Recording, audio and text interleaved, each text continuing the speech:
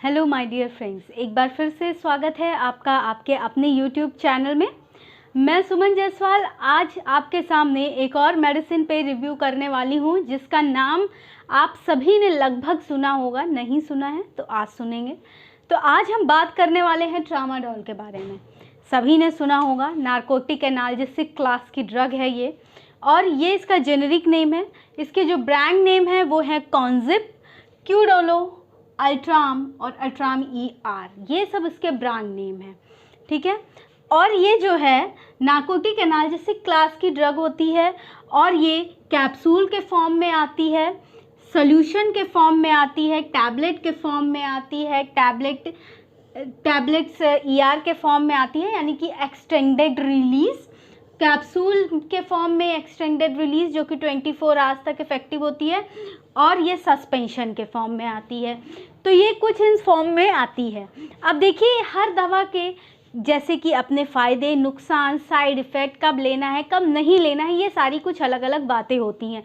तो चूँकि ट्रामाडोल सबसे ज़्यादा यूज़ करते हैं लोग, अक्सर हर किसी को इसका नाम पता होता है, तो ट्रामाडोल के बारे में कुछ ज़रूरी बातें भी सबको पता होनी चाहिए। तो इस वीडियो में आप अंत तक बने रहिएगा।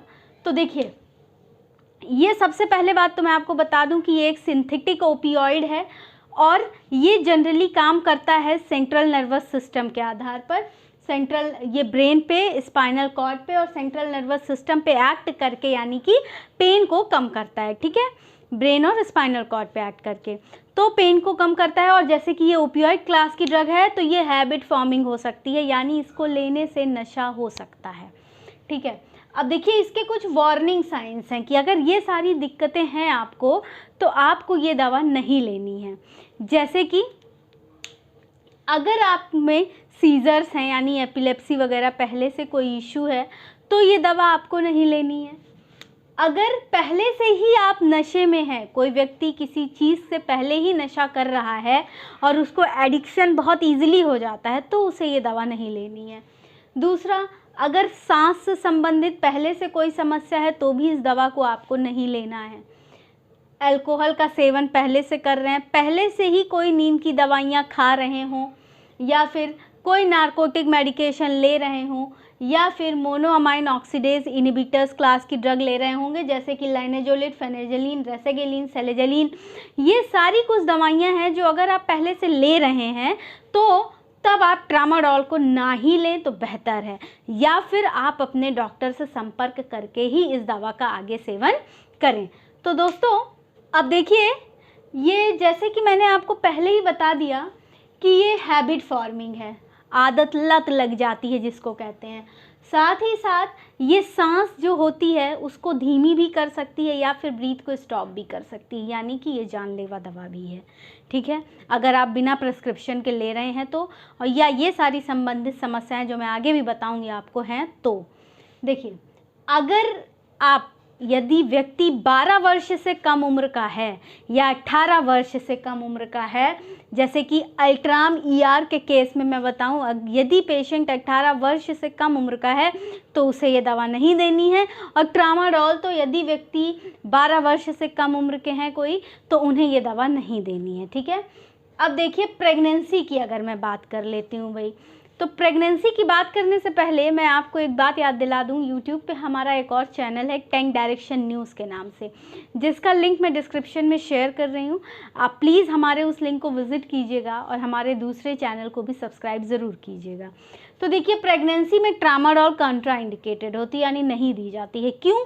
क्योंकि ये बच्चे में विथड्रॉल सिम्टम्स ला सकती है, जिसका इलाज बच्चे में लंबे समय तक चलाना पड़ सकता है, ठीक है। इसलिए ट्रामाडोल नहीं लेना है यदि प्रेग्नेंट हैं तो। फिर अब खाने के संग लेना है या खाने के बाद, देखिए जैसे भी आपकी मर्ज़ी हो लीजिए, लेकिन जिस तरह से आप ले रहे हैं कंटिन्यूटी मेंटेन कीजिए और उसी तरह से हर रोज़ खाइए, तब तक जब तक डॉक्टर ने आपको प्रिस्क्राइब किया है। दूसरी चीज़, यदि आप ट्रामाडोल छोड़ना चाह रहे हैं, आपको पेन में रिलीफ मिल गया है, क्रोनिक पेन में छोड़ना है आपको, तो आप डॉक्टर से संपर्क कर लीजिए, तो आप इस मेडिसिन को छोड़िएगा, क्योंकि छोड़ने का प्रोसीजर है, डॉक्टर धीरे धीरे धीरे धीरे मेडिसिन को डोज कम करेंगे और फिर ये आप स्किप करके छोड़ सकते हैं, ठीक है। अब जो मैं बात करने वाली हूँ डोज के बारे में, कितनी डोज में लेना है। तो देखिए डोज की अगर मैं बात करूँ तो यदि 17 वर्ष के हैं, 17 वर्ष से अधिक के हैं, तो उस कंडीशन में 50 से 100 mg की दवा आप ले सकता है पेशेंट, और हर 4 से 6 घंटे के अंतराल में, ठीक है। यानी कि अगर तेज एक्शन की ज़रूरत नहीं है, अगर पेन इतना ज़्यादा नहीं है, धीरे धीरे भी दवा काम करेगी तो चलता है, तो उस कंडीशन में पहले 25 mg देंगे, फिर उसके बाद धीरे धीरे 25 mg की डोज और बढ़ा देंगे, यानी हर 3 दिन पे 25 mg बढ़ाते जाएंगे, ठीक। और उसके बाद ऐसा करेंगे कि 25-25 mg दिन में 4 बार देंगे, और फिर उसके बाद 50 mg पे आ जाएंगे, यानी धीरे धीरे डोज बढ़ाएंगे, ठीक है। ध्यान देना है कि 100 mg से ज़्यादा एक दिन में ना होने पाए। फिर एडल्ट डोज की मैं बात करूं, यानी 18 वर्ष से अधिक के हैं अगर, तो उस केस में एक बार में ही 100 mg दिया जा सकता है, फिर उसके बाद धीरे धीरे 100 mg बढ़ाएं, ठीक है। उसके बाद अगर इसका मैक्सिमम डोज की अगर मैं बात करूं तो 300 mg एक दिन में से ज़्यादा नहीं दिया जाता है, ठीक है। ये हो गया इसका। फिर उसके बाद इसका जो यूजुअल जेरियाट्रिक डोज है, यानी कि अगर 75 वर्ष तक का पेशेंट है तो उसमें यूजुअल जो डोज होती है 300 mg प्रतिदिन के हिसाब से दी जाती है। इससे कम दवा नहीं देनी है, ना ही इससे ज़्यादा देनी है, यानी 25 mg एक दिन की डोज है, 300 mg। फिर उसके बाद अगर पेन बहुत ज़्यादा है तो भी 300 mg प्रतिदिन से ज़्यादा की डोज नहीं देनी है, और बच्चों में तो इस्तेमाल के लिए ये दवा है ही नहीं, ठीक है दोस्तों, बच्चों में इस्तेमाल नहीं करना है। अगर वीडियो अच्छा लग रहा है तो प्लीज़ लाइक ज़रूर कीजिएगा, और चैनल पर नए हैं तो सब्सक्राइब ज़रूर कीजिएगा। और अगर वीडियो से रिलेटेड कोई भी सजेशन हो तो कमेंट सेक्शन ओपन है, आप सजेशन दे सकते हैं। अब कॉमन साइड इफ़ेक्ट्स की मैं बात कर लेती हूँ दोस्तों। तो देखिए कॉमन साइड इफ़ेक्ट्स की अगर मैं बात करूँ तो इस दवा को लेने के बाद कॉन्स्टिपेशन हो सकता है, नौसिया हो सकता है, और वॉमिटिंग हो सकती, नौसिया मतलब जी मचलाना, उल्टी आ सकती है, पेट में थोड़ा सा दर्द हो सकता है, डिजीनेस लगेगा, ओपियोइड क्लास की ड्रग है, नशे जैसी हालत लगेगी, ड्राउजीनेस लगेगा, इसलिए इसको खाने के बाद आपको कोई भी तरह की ऐसा काम नहीं करना जिसमें कॉन्सेंट्रेशन। फिर उसके बाद टायर्डनेस हो सकती है, यानी कि थकान लग सकता है, सिर दर्द हो सकती है, और हाथों पैरों में कहीं पे इचिंग हो सकती है हल्की सी। तो दोस्तों ये तो इसके कुछ कॉमन साइड इफ़ेक्ट्स हैं।